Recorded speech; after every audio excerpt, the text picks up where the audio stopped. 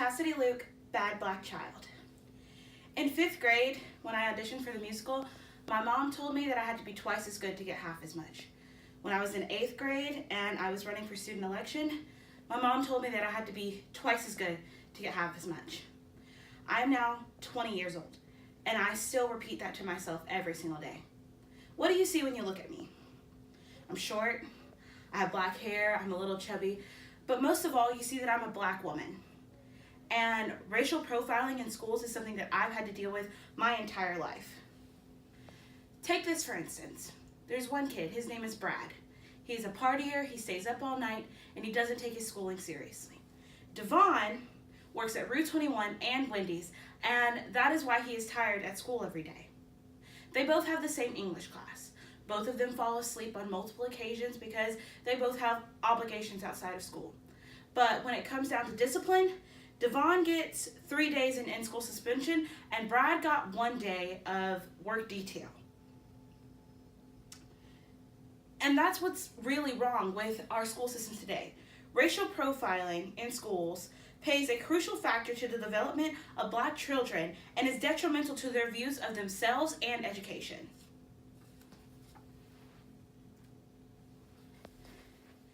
Racial profiling in schools is not something that started today. Back in 1954, Brown v. Board of Education was a monumental court case won by Thurgood Marshall. This court case was the end of segregation in schools. 17 years later, Charlotte v. Mecklenburg, actually known as Swan v. Mecklenburg, was a court case that was upheld because even though segregation was supposed to be ended in 1954, schools were busing their kids and they were lining up their sections in the wrong way.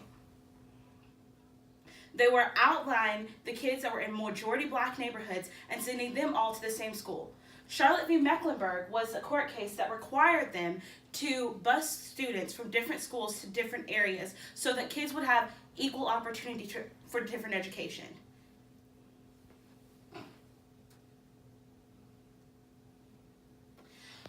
What are the repercussions for black children who are victims of racial profiling in schools? People are watching this happen and they don't care. The Applied Research Center in 2000s, black students have less advanced classes and are less likely to graduate than their white counterparts. That should be something that should be alarming to our society, but people keep watching it happen and they just look at the statistics and they let it happen. They let each child become a statistic. Lockhart Junior High, 44% of black children were suspended more than once in their system rather than their white counterparts. Federal data shows that black children are more likely to be suspended than white children for the same offense. There's an issue in that, and that's because when people are looking at them, they are only seeing their skin color and not looking at the nature of the offense and referencing it with the punishments that they've given to other people.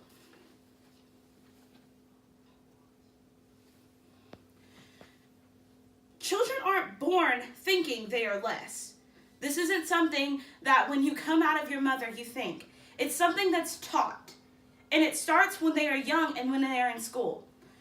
During Brown v. Board, Thurgood Marshall conducted the doll test. During the doll test, he sat children of different races in front of 2 dolls. One was white and one was black.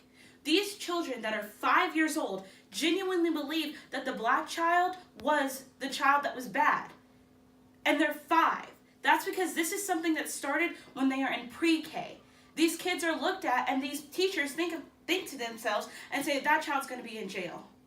Or they get on to the black child more than they do the white child on multiple occasions for the same offense. A black child's first experience with racial discrimination can equal negative feelings towards white people throughout the rest of their experience. Or when they have these bad experiences with their teachers, they don't feel the need to go forth and do better because they've been told that they're nothing from the beginning of their childhood.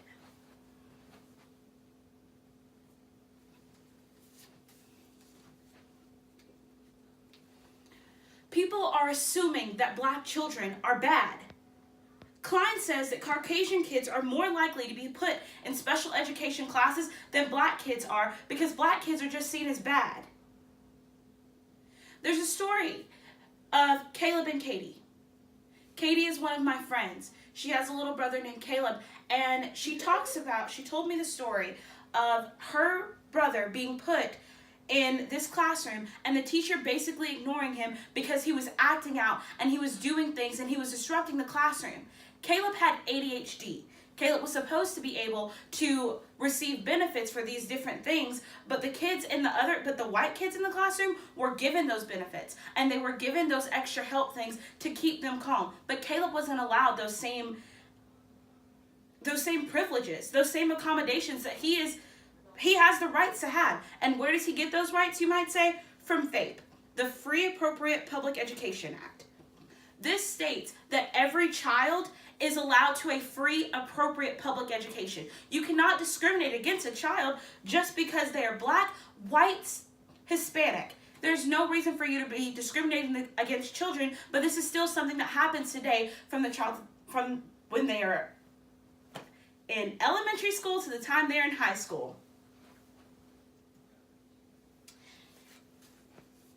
This is a poem by Eugene Perkins. It says, "Hey black child, do you know who you are, who you really are? Do you know who you can be, what you want to be, if you try to be, what you can be? Hey black child, do you know where you are going, where you are really going? Do you know you can learn what you want to learn, if you try to learn what you can learn? Hey black child, do you know that you are strong, I mean really strong? Do you know that you can do what you want to do, if you try to do what you can do? Hey black child, be what you can be, learn what you must learn, and do what you can do, and tomorrow your nation will be what you want it to be." This poem is so important. But what's even more important is that we tell our children this, and that we tell the young black kids in our classroom that they are more than what somebody else believes that they are.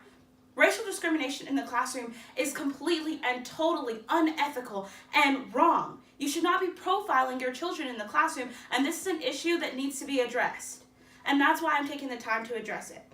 Please do not let another child end up in this pool of children that hate education and that hate the idea of being in school. Thank you.